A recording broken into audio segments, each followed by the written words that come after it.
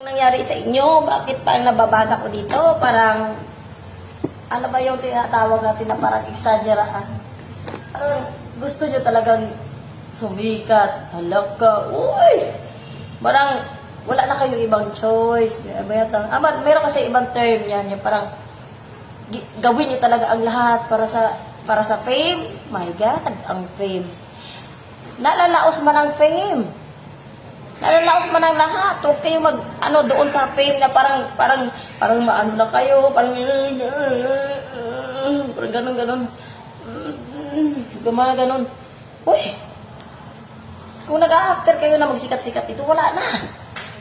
Marami tayong kakompetensya. Pag mag-after kayo ng extra, pang income natin, mga ganyan. Pwede yan, pero huwag naman yung parang nakakatakot naman na kayo. Parang, saan ka? Putahan ka namin. Kumang ganun. Hala? Kailangan na namin ito. Ma'am, help. Kailangan na ito, ma'am. Nakakatakot naman kayo. Uy, hala ka. Hindi man ako magician. Natatawa lang din ako. Bakit? Hindi naman sa ano. Sabi nyo. Sasabi mo yan kasi nasa ano ka na. Bakit? Pinaparamdam ko ba sa inyo na ano ko, tsaka number lang naman yan. No? Pag hindi ka talaga gustuhin ng tao, kahit marami ka pang follower, wala pa rin yan, wala ka views. Ganun.